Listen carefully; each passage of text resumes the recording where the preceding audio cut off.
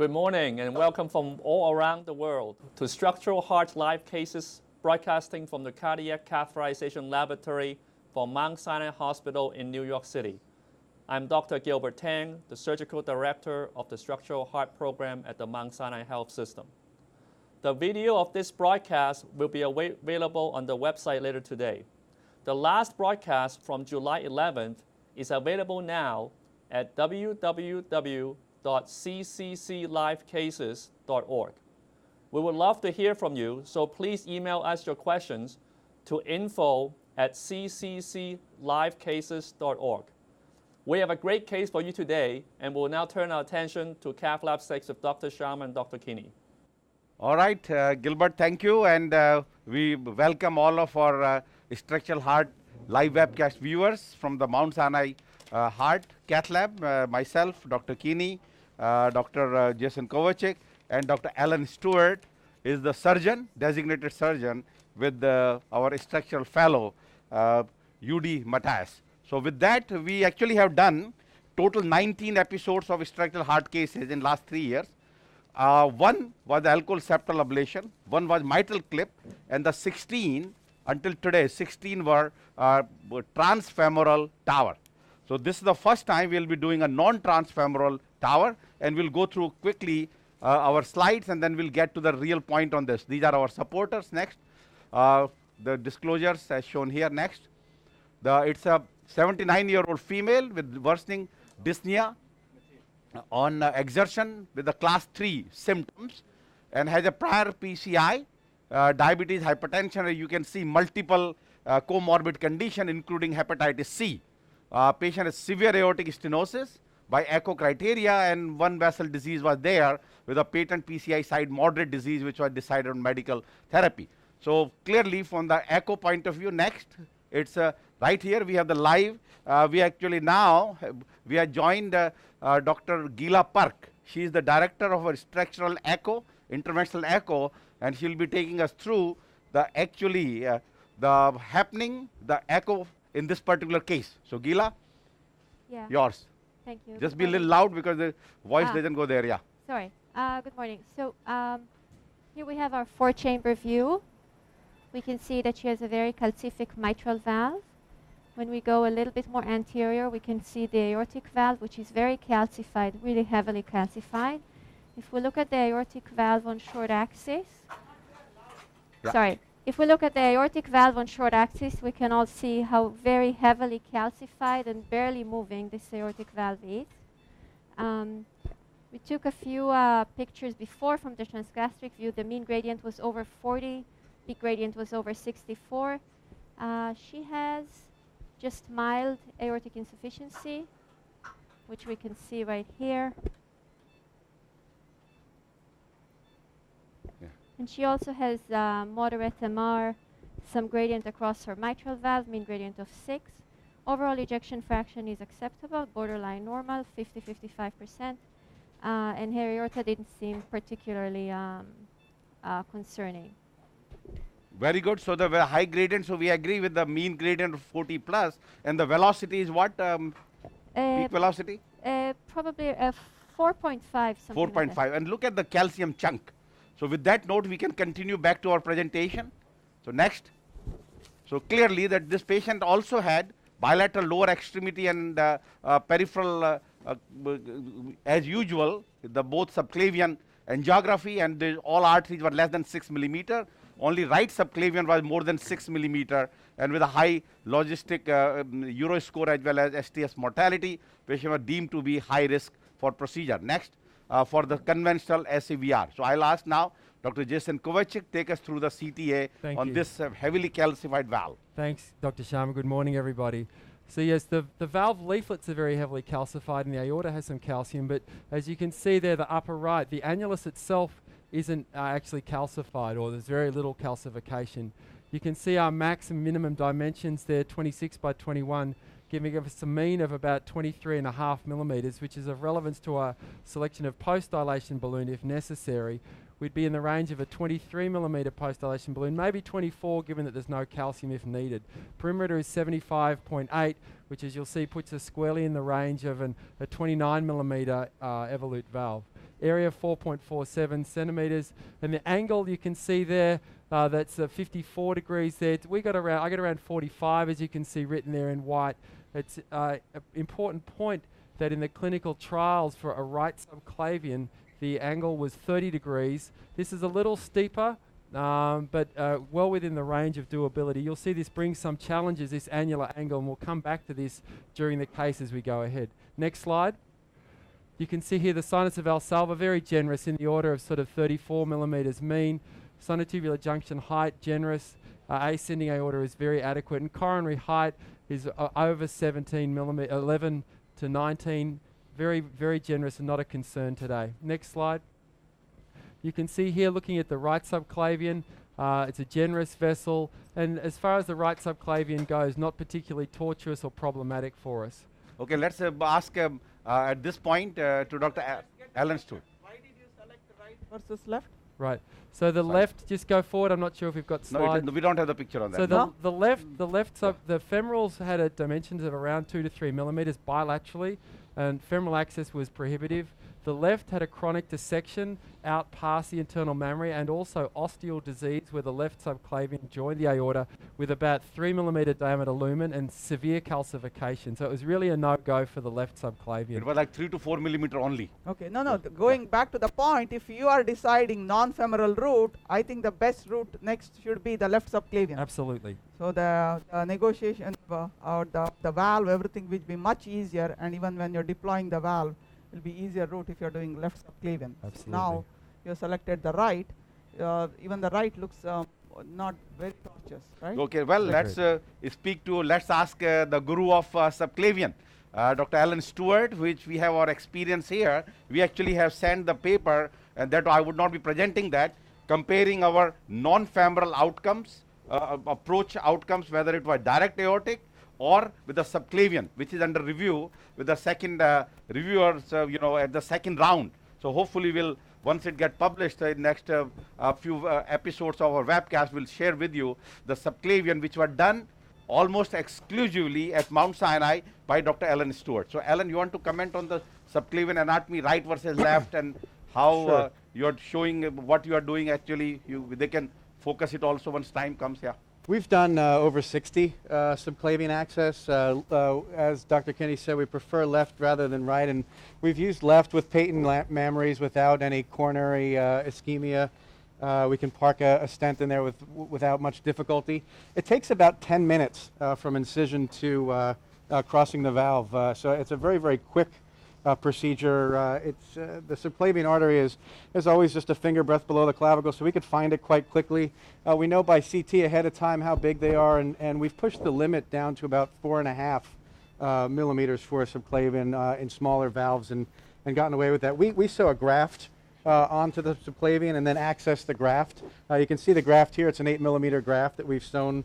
We make about a 2-3 centimeter incision under the clavicle, so it's well tolerated by patients. They're not complaining of the big femoral cut downs. We've certainly abandoned direct aortic and transapical, at least at our program.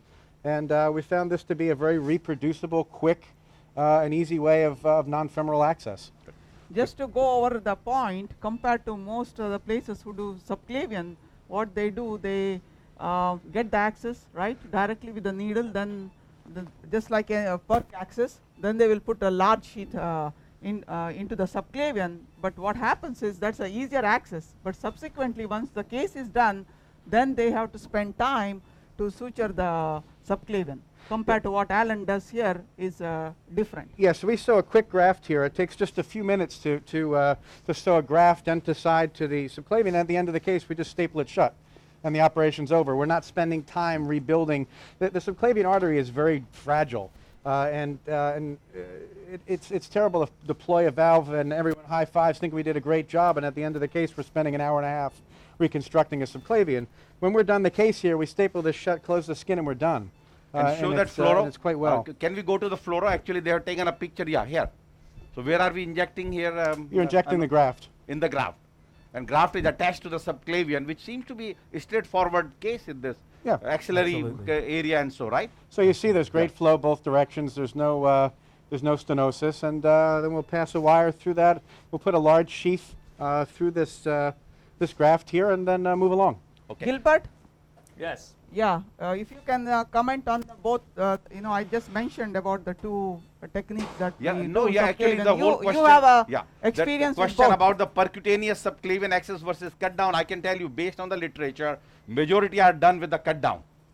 Yeah, The that's people right. don't do percutaneous No. subclavian. They cut down the skin, but access to the subclavian is perc. That's what we are talking. Yeah, good morning. Yeah, Graft Alan or no had an graft? excellent point No in graft. terms of the, the discussion between direct access to the artery, like what we do with femoral cut down versus sewing a graft. Certainly, I think there are advantages of both, and our program prefers using a graft approach. That's exactly like Alan mentioned. I think it's an excellent approach, but obviously, for those out there who are not as familiar with the subclavian artery access, I definitely encourage you to look at our series, which is soon to be published, and then certainly talk to your surgeon friends to discuss the optimal technique at your site in terms of accessing the subclavian.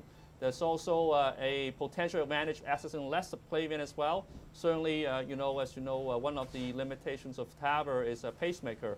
So we've even considered using the same access site with a cut down of the left subclavian to put a pacemaker in afterwards if we need to.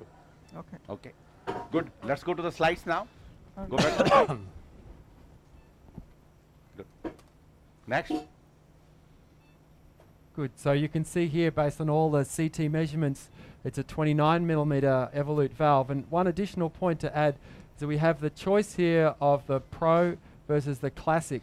With the 29, we're going to increase our French size, 2 French sizes, if we go with the Pro, which has the advantage of the skirt. But in this particular case, where the annulus is fairly circumferential, no significant calcification, we believe that the Classic valve should give us a fairly good seal, and we can cut down our French size by 2, going from 20 down to 18, which will do going with the Classic 29. So another important point of consideration in this case. Next slide. So that puts it together. We are doing the right subclavian cut down next. So basically, if you talk about various non-transfemoral approaches, which is a transapical, transaortic on the left side, and the transsubclavian and then transcarotid. Many of the approaches, but that transsubclavian is basically less invasive, can be done under local anesthesia, and the same rates of mortality and major vascular complication as transfemoral approach. Although some studies have shown little lower CVA rate with a subclavian, but it has not been substantiated by many other studies. But the con is it still requires surgical exposure, and of course need to have a favorable anatomy, and once you have rema is a problem. So there are a few others, transcarotid have come up. I think the transaortic and transapical has become, I would say, the things of past. History. There is the latest one is the supraesternal is coming up, so maybe easier, but it's the subclavian is the, I would say, the next preferred approach of that non-transfemoral next. And the lastly, which has really gained the momentum, is at some centers the transcaval access. As you can see, you go through the femoral vein at the aorta, you have the place knowing by the CT clearly, and then echo guidance, make a hole, and put a catheter from the inferior vena cava to the part of the aorta, and then you snare it. And then you advance the sheath, as you can see, that over the stiff guide wire, and then of course you advance the sheath and cross the valve, and then of course after deploying, you put the Amplarger plug, occluder, nitinol cardiac occluder. The study has shown the recent data of the 100 patient actually quite safe in an experienced hand. Some oozing takes place with that occluder, but usually not hemodynamically significant. But clearly in the appropriate patient, it may be a correct approach. In the patients, we are actually waiting for the appropriate case. Yes. Yes. Jason has been trained on. Yes. We have all the equipment when needed, but key is the same. Anything, because since we got so good with Dr. Stewart on the subclavian, we are not thinking about the transcaval, but hopefully, if appropriate patient will come, we'll use the transcaval approach in one of our webcasts. Okay? Pacemaker? VFib. We have to inject. VFib. Shock. Shock. It is a wire there. Yeah. Shock. Yeah. Go. Yep. So patient probably the wire. You may have to just go ahead and fix this thing. Yeah. No, this fine. Pressure's sagging. Yeah. This is fine. No, I think it was the wire. caused it, and we just Take the pressure. yeah. Yep. Increase the pressure, please. No, not too much. Okay, we're gonna Yep. shift to the sheet. You need to now, right? pace, Yes. pace at 60, 70, pace at So 70. pace at Changing. 70. We're changing now, right? Yes. No, Yep. no, Pace, we pigtail. have to put the stiff wire. Pigtail and stiff wire. Okay. Yeah. So tell. No, no, we are going. AK, keep telling us what we are doing now. So Nothing, that was the we- wire came out, caused some PVC, no, VTAC no. actually, I would The say. catheter also has been sitting there for Yeah. a while. But ACT is 300. 300 plus, good. 400. So we Yeah. actually crossed with the AR2. Now we are exchanging. We have 300 regular wire in there. We are One going is with the ready. pigtail. Then get us the what wire we are using? Confida or the Confida. extra? Confida. Hmm? Confida now. Confida will be okay. Yeah. Wire, pull the wire back. Okay. So here, go with the pigtail now. But we need a little push on the blood pressure. Is 80. Yeah, I think Okay. she's Good. getting He's it. okay. Yeah. See the wire position. No, Because that you was need a only now. pigtail for this purpose. Yeah. Okay, good. Now get us the confida wire. So once you have the stiff wire in the LV, over that we will change to the subclavian sheath. The valve is very stenotic here, and can you tell the audience any special techniques to put in the confida wire where right subclavian in terms of the positioning, given what Jason mentioned about the root angle? No. Yeah. Not I mean, for it's the confida basically wire. just that soft. You go with the soft wire first, and then change to confida. Yeah. But key is that yes, in these Yes, kind of very we're tight changing. valve, you should do a balloon valvuloplasty. I know You have the a lot of people are going away from doing a BAV pre or post, and some data showing that maybe you are less CVA by doing that. Can you but focus somebody here? likes such a high gradient and such a tight valve. Can you focus how you are doing the sheath Yeah. exchange? So those cases you definitely should get a BAV. You'll get a more trouble otherwise. So that is our plan. After putting a sheath in, we are going to do a BAV with what balloon? With a 20. With a 20 millimeter balloon. So I see. again, you don't have to go to overkill.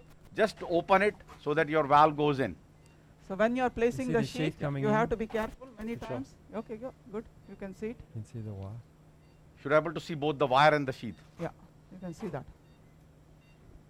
Alan, can you Good. comment on any special tricks to put in the sheath through this approach? Yeah, we generally do a little rocking back and forth, a little 180-degree turn back and forth, and really feel the back pressure on it, because the worst thing in the world to do here is to just pull the graft off the anastomosis. That would really kind of lengthen the day. It's coming back. So we try and be careful here and And try where and do you communicate as a recommend? team rather than pulling out the diagram. Yeah, where do you recommend leaving the tip of the sheath? Do you have a Yeah, preferred we location? generally leave it in the ascending aorta, just in the distal ascending aorta. We want to ideally get past the, Get me some wet The 4x4. innominate, clean one. in this situation, or get past the left subclavian. And And now very important is we will flush the sheath.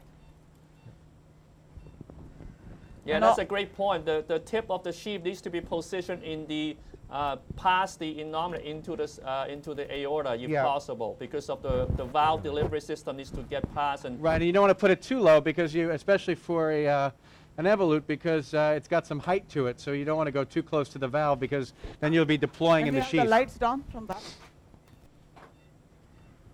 You don't Okay, want to so have the we- distal end of the valve deploying in We the have sheath. the balloon across the aortic valve. Mm-hmm. Yes, good. Yep. We are not pacing, we'll just go up. You wanna Go just up, balloon, yeah, that's fine. Yeah. It's a very tight valve. It's Yeah. not going to move. Yes. Yeah. The reason we decided not to Good. pace, we already had one arrhythmic event. So you don't want to pace, we'll keep the pacing when we are deploying the valve. Okay, ready? Coming And out. some of these cases, you can use a balloon called true flow, which is giving you perfusion while you are still inflating. But my personal experience is still we are gaining it. Not that effective opening, brutal. but it will be such a calcific valve. But that's another tool we have in our armamentarium, the patient with the poor ejection fraction. Okay, we can bring the valve. So when we are positioning the valve, very important, we are going to go in a different position. Give me the fluoro. The orientation of the valve introduction is very important.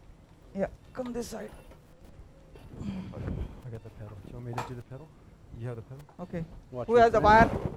Come here. Bring the monitors back. No monitors back in. Do you watch me come in? Now, can you focus the camera? How I have changed my position?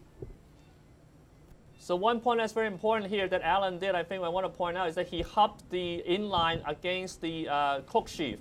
That's what he did to make Okay. sure there's Yes. no movement here? in translation. Correct. Can you show the camera down?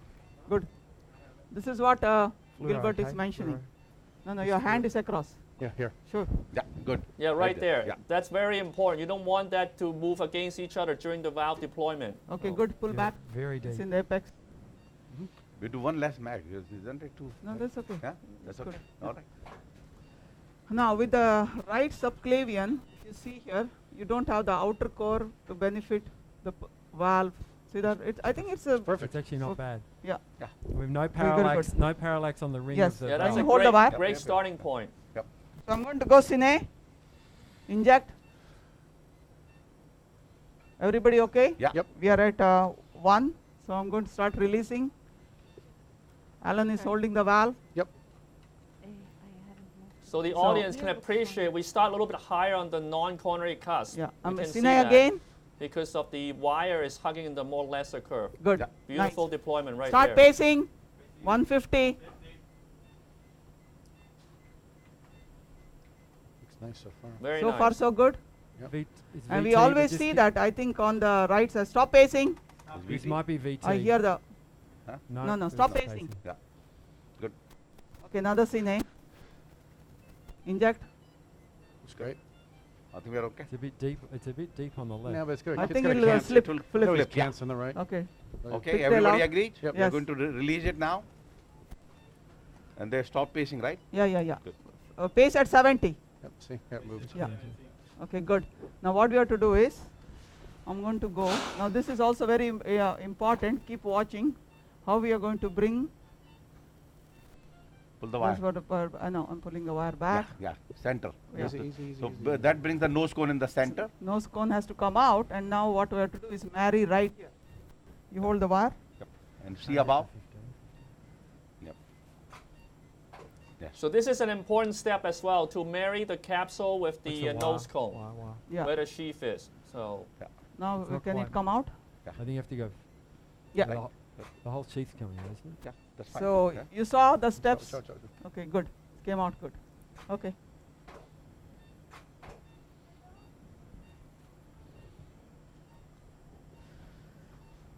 Easy, easy, easy. Okay, nice. With the wire. Yeah. Okay. Everything came out okay. Meanwhile, let's go to echo. Yeah, Dr. so, Gilapar, tell us what's going on now. this looks quite good. I don't see any PVL. The little AI that we're seeing is through the valve because Yeah, of no the leak. wire that's still across.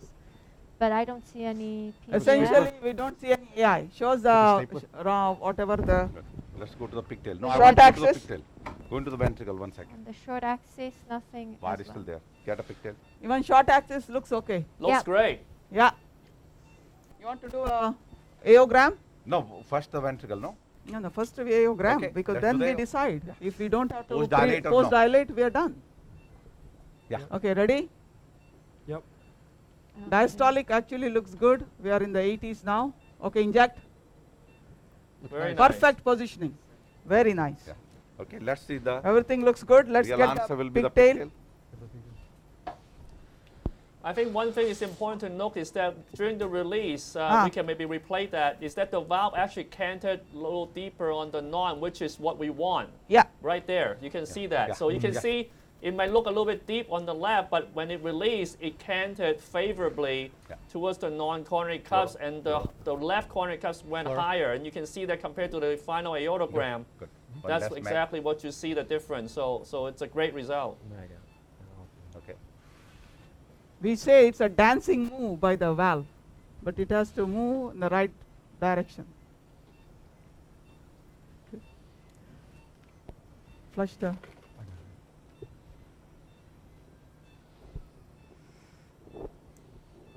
Okay, show those hemodynamic tracings, please. You're good. You're good. No gradient. And the diastolic is about 80. We Yeah. are there to move the camera. What is happening? Looking good. No, but they can move the camera. Shall we, Amanda? Oh. No, you have it Yeah, here. good. Oh, good, good, good. We'll Very do good. this live. Look at that. Nice, no regurgitation. And Yeah, keep that one. Now now let's you take can the pull pigtail back. out. Yeah, Yeah, yeah. that's cone fluoro. One fluoro to take the pigtail out. Yes, yes. Yeah, okay. Yeah. It's going to. Okay, good. Okay. Okay, now let's show the cam. No, no, move this. Yeah, You don't move need this. this, right? No. Aye. Yeah. You got the sheet? Careful, careful. Don't move too You got much. the sheet? Yep, I got everything. Good. So now Okay. what are you going to do? Well, concentrate on this now. You move that. Can you move the camera Yeah, closer? camera is there. Camera yeah. has to be closer. This gives us some No, light. no, no. Uh-oh. Yeah, that's good. Okay, you come here. Show you the device. Yeah. Lights up, everyone. Can we have lights Describe up? the device. Okay. So this is a vascular stapler, and it provides 2 rows of staples on opposite sides of a blade. So what we're going to do now is just put this blade, this device in here. Can we expose 1 second? One second. Increase the They field. can't see it. Okay. Guys, focus, focus.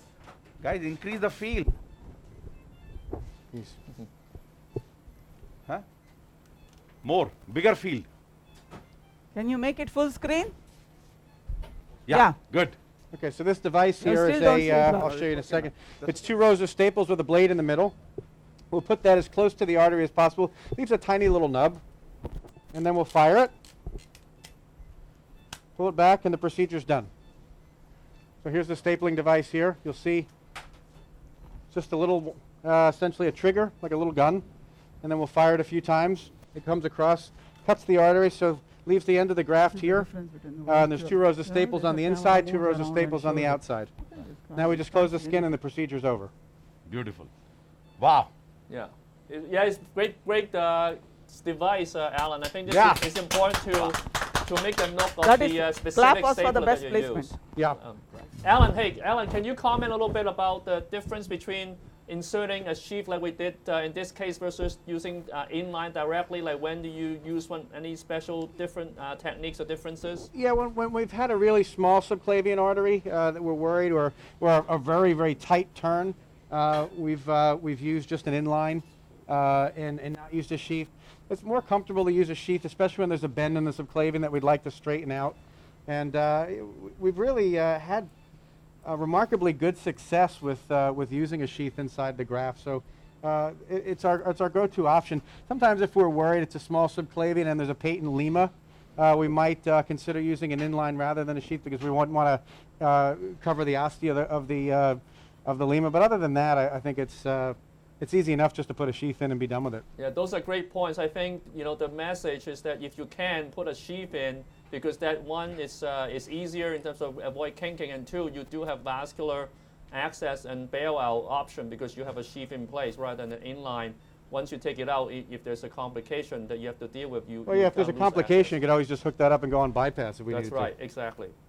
But I think asking for a suggestion, the most important part where we go inline in subclavian is what Alan just mentioned, that we are doing left subclavian and there is a patent lima and a small subclavian, right? Correct, yeah. Small disease subclavian, there's a patent lima, we do go inline.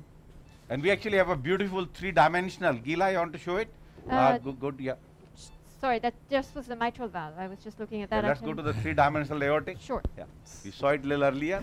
Mitral, there was some regurgitation, but you just showed us the 3-dimensional Sure. aortic also. Okay, good. Finish your things. Yeah. No, but that's the Perfect. 3D. Yeah. Spectacular. Yep. This is looking from the aortic side into Yeah. the aortic valve. You can see the Any blood. Essentially, Cage. it looks nice and yeah, circular, and you see the leaflets nice and thin in the center, and it looks very good. and the leaflets are opening. And what is the residual gradient? Can I go in the stomach? I'm sorry, I Yeah, didn't you know. can go advance. to. Now. Yeah, you Yeah. can advance. Okay. Because we, it always happens. On hemodynamic, we have 0 gradient, but our echo colleagues always say there is a 5 or 8 millimeter. While hemodynamically, we see nothing. But that's okay. That's a part, because they are the one, because non-invasive is the one, subsequent analysis will be, periodically will be done. You finish it. All right. Yep. All right, so with that note, while we are getting some more residual gradient, we can go back to our slide, and that exactly is talking about the gradient, that what happens to the valve after the procedure. Next. So next. So this we are going to talk about the structural valve deterioration post-TAVR or surgery.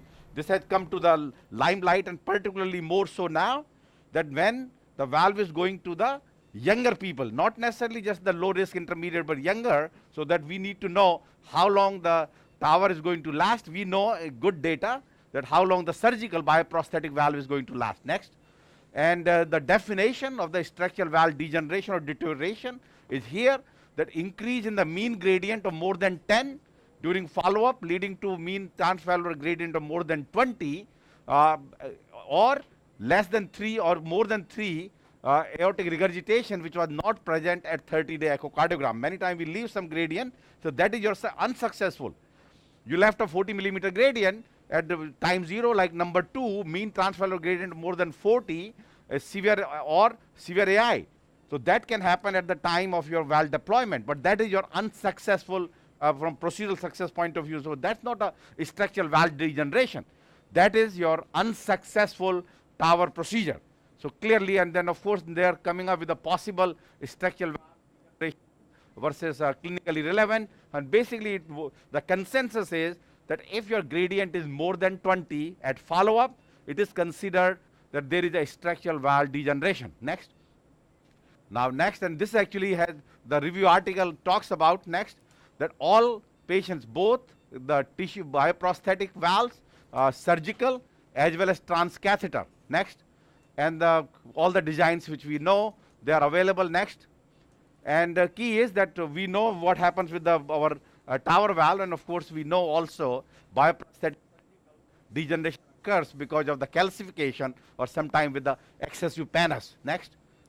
And these are the various studies showing that based on when the valve were deployed, overall, if I have to sum it up, it's, and I'll ask our surgical colleagues here, that overall data are that at 10 years, about 15% degeneration, at 15 years, about 25% degeneration of the surgical bioprosthetic valve. So Alan, you want to comment on this? Well, I think it's things have changed in the recent time because many of the studies are early. Yeah, much like when we look at studies of PCI, there's always a new device, right? And in surgical valves, it's just the same. When we look at things that are out 15 years, those aren't valves we insert in anybody anymore. We've come to figure out, much in the same way that we've evolved in TAVR in a very short period of time, we've figured out the ways on bioprosthetic valve degeneration. We've figured out on how to decalcify valves. So now we're using very advanced methods of decalcification of the tissue. We're using different methods to improve the laminar flow through valves. So the newer generations of valves, the third generation of bioprosthetics, I think most of us are now using pericardial valves rather than porcine because pericardials tend to last a couple of years longer. The newer valves now that are on the market, from the sutureless valves, the Intuity and the Percival, based upon our success with low gradient in TAVR. These are surgical valves that are being inserted. We're using those much more frequently now for lower gradients, for better laminar flow, for better decalcification of the leaflet. So I think we don't know how long. When I talk to a patient on a surgical valve, I tell them that their freedom is roughly 15 years. Now, and I think that's a reasonable quote. I think that's probably what comes down to. So now, from your point of view, what is the, knowing that patient does not have renal disease or any other, what's the usual cutoff where you will recommend the bioprosthetic valve aortic versus the metal valve? It's generally patient preference. There's no shame in putting a mechanical valve in a patient, especially now with some of the newer mechanical valves like the Onyx valve, where they can run an INR of just 1.5. Rather than the 2.5 that was recommended years ago. So if a patient can tolerate Coumadin, they're not a foodie or a aggressive downhill skier, I think it's worthwhile to say, hey, there's no shame in taking Coumadin. However, in New York City at least, it's greater than 90% of patients regardless of age. I'm talking about people that are in their late 40s, early 50s that will have prefer to have a tissue valve. Now, for my practice, if you're 45 to 55 and we can't spare your valve, meaning we can't do a valve repair on the aortic side, we'll do a Ross. Greater than 55 would be a composite, a biological valve or a composite graft if it was a root. Many of the patients, remember that the way that God or nature made the valve, it lasts about 75 years before it gets stenotic. So the patients who are getting aortic stenosis prior to that either got endocarditis or they've got a bicuspid valve. And in bicuspid valve patients, there's generally some aortopathy, and we've got to consider what we're going to do with just the valve and the root. So these make special circumstances. Perfect. Keep going. And then of course transcatheter aortic valve durability. Overall, it looks like that about 5% at 5 years, about 3 to 4% degeneration. Now we don't have the data more than that, and of course subsequent time will show. Next, and basically it's very interesting. 5-year data on the partner trial, that you have the surgery partner A, that basically you see the both of them, aortic valve area and transvalvular gradient with both surgery as well as the TAVR group is identical. So there is not difference at 5 years. Now, whether this difference will happen 7 or 10 years, we do not know, because the follow-up is still ongoing. Next. So same thing for the core valve. Next, very little deterioration. And of course, who gets higher valve degeneration, and these are the same thing. We know that younger age, and of course patients who are a smoker, and with a dyslipidemia, renal failure, and of course patients who have LVH, and of course, and the small valve size. Next. Now these are the valve in valve. What else do you do if you have the TAVR valve? That can you do the subsequently another valve inside? A small number of series you can see there, and usually the second valve has been the heterogeneous. Hetero valve means sapien, put a core versus sapien, and we have done that. Few cases we actually have experience of probably 5 cases where the valve degeneration occurred, and they occurred early actually. We didn't have any late valve degeneration yet, but we have in the first 1 to 2 months, and largely because of leaflet thrombosis. And we have we use the different valve compared to the original valve, and they do quite well, as shown in the small number of patients with 1-year mortality of around 5 to 10%. Next. So one issue we all know, once you put a valve in valve, is always an issue, particularly the residual gradient and coronary obstruction. Next. So then the question is same, that if your region to put the valve originally, whether it was a stenotic or regurgitation or small versus large, subsequent outcome occurs for the valve in valve procedure. Next.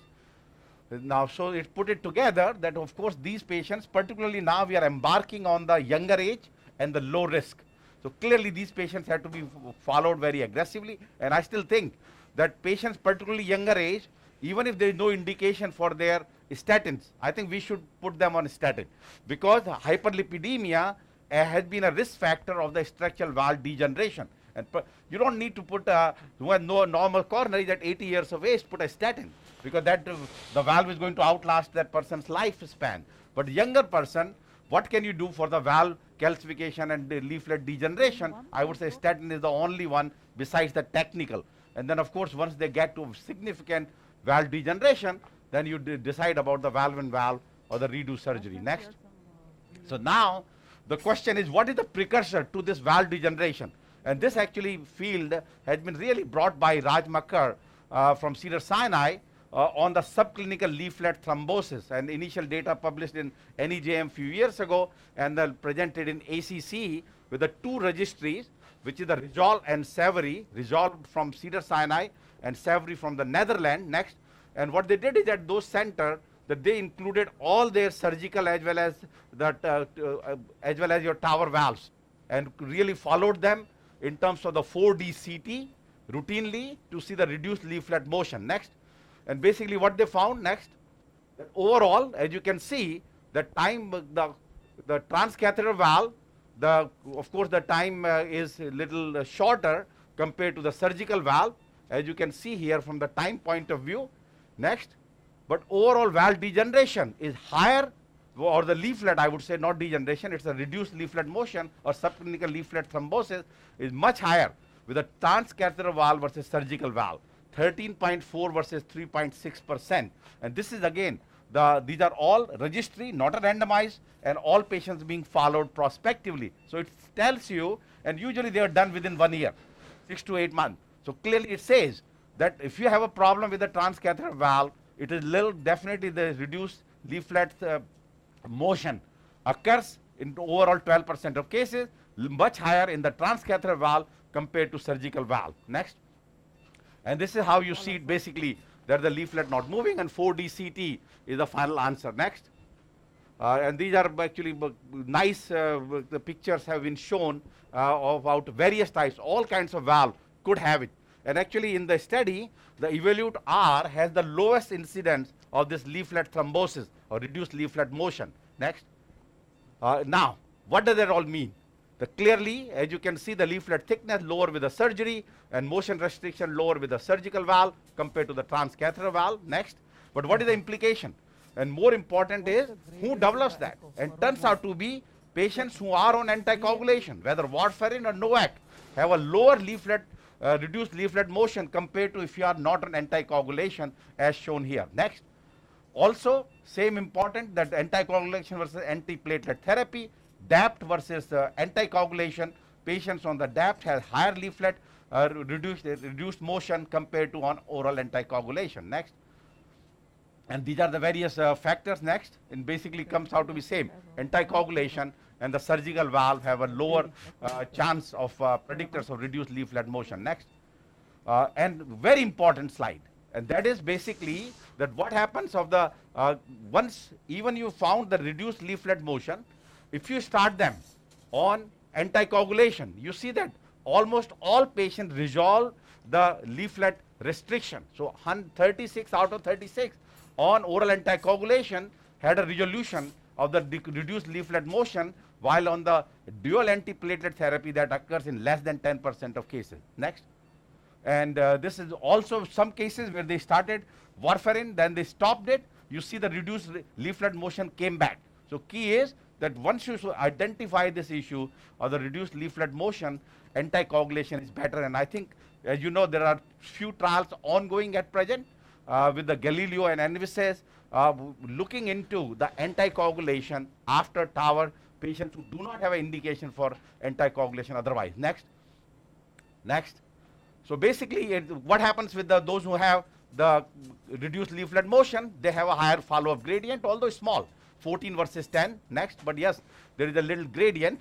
And also very important point is that clearly with the reduced leaflet motion, you talk about the valve degeneration, definitely is much higher compared to if there is a normal leaflet motion. Next. And this is very, very important. And that is that once you have those cases with a reduced leaflet motion, they are associated with double the incidence of the stroke or CVA. So clearly that somehow this reduced leaflet motion is associated with CVA. There is no causal relationship. Maybe it was a thrombus which went to the brain also, but this is basically seems to be your reduced leaflet motion, your chance of having a TI and CVA 2 to 3 times. Next. So therefore, key is the imaging, and key besides doing a regular echo, anytime we see a restriction of the leaflet motion, the 4D CT should be done. And if we identify reduced leaflet motion or higher gradient, that patient, in my opinion, in this day and age, should be started on oral anticoagulation. Choice, warfarin or oral anticoagulation is equal. Now we know the surgical bioprosthesis, NOACs have failed. But for the TAVR, the NOACs as well as warfarin have an equal effect. Although we get a lot of trouble at present, anytime we want to give some patients the NOACs, the insurance companies deny it. Because they say in the valve, these agents do not work. But the TAVR valve is different, because we actually have a trial going at present with the Galileo and NYHA, the both of them looking into the NOACs in these patients. Next. And therefore, just to come up now, our take-home message, the structural valve deterioration or degeneration post-TAVR or surgery, the structural valve deterioration occurs with time after both surgical and transcatheter aortic bioprosthetic valves. Similar incidents at 5 years. And by echo and clinical follow-up in the randomized trial. Next. And the important point is, next, that subclinical leaflet thrombosis, in my opinion, it's a precursor to future structural valve degeneration, occurs more commonly after transcatheter versus surgical bioprosthetic, and is associated with higher CVA TIA rates without any impact on death or MI. Oral anticoagulants involving both warfarin or NOACs during TAVR procedure is associated with lower leaflet thrombosis, and once started can result in resolution of restricted leaflet motion in the majority of cases. So this is the important observation which we learned, and I personally have very low threshold. Anytime I see a little higher gradient compared to at 30 days, patient has a 10mm gradient, we see a patient at follow-up at 1 year or 6 months, gradient becomes 20, 25. I empirically, if there is unless there is absolute contraindication, I start them on warfarin because NOAC's getting a tough time in getting approval. With that note, we just quickly go to our 3 questions. One question number 1, following are the true component of structural valve deterioration, transaortic gradient of more than 20 at follow-up, not present at 30 days, 3 or more plus aortic and paravalvular regurgitation, reoperation for structural valve failure, and mean transvalvular gradient of more than 40 or severe AI at any time after valve replacement or all of the above. The answer is all of the above. Next. Second, following are the true statements regarding subclinical leaflet thrombosis after TAVR versus surgery, except it occurs less commonly after TAVR versus surgery. It may be associated with a higher transaortic gradient. It may be associated with higher CV or TIA. It is associated with similar death and MI at follow-up. Clearly, as we showed, that it happens more with the TAVR versus surgery. Next. So A is the answer. Last question. Following are the true statements regarding subclinical leaflet thrombosis, except NOACs are as effective as warfarin in reducing leaflet thrombosis. It is more frequent amongst patients receiving DAPT versus oral anticoagulation. It can resolve in almost all cases after starting oral anticoagulation. And lastly, it can recur after discontinuation of oral anticoagulation. Next, answer is B, that it clearly occurs more patients who are oral anticoagulants. Yeah. So with that note, I mean on the DAPT, on DAPT compared to oral anticoagulants, so that's the wrong answer. So with that note, we complete our today's presentation. Any other question, Gilbert, from your side? And I know you want to add on to put final. Yeah, so I think it's a great summary of the current issues surrounding TAVR and SAVR, and that's great review. I think we encourage you guys to look up that reference and read it in detail, and as Dr. Sharma nicely summarized. I know you've said. Yeah, just a post follow-up for the subclavian patients.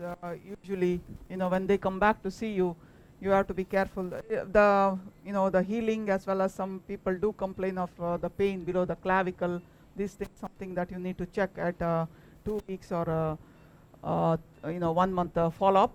And rarely we do have seen where they have developed a DVT of this whole arm. And in that time, when you do ultrasound, the finding will come since we leave this little what is that called, the stump. In the first time when we had it, they said with subclavian they developed a pseudoaneurysm. So we were concerned, but it was actually not pseudo. When they see the stump, they now say that it's like a pseudo. This is just a couple of points for follow-up when patients are being seen in the clinic after this subclavian procedure.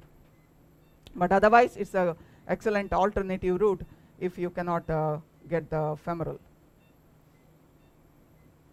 Okay, yes? Gilbert, you conclude now. Yes, great. Well, thank you very much for joining us today for this exciting case. The recording of this case will be archived on www.ccclivecases.org later today. Structural heart live cases occurs every other month on Tuesday at 9 a.m. Eastern Time. So the next will be on Tuesday, November 14th. We look forward to seeing you then. Have a good day.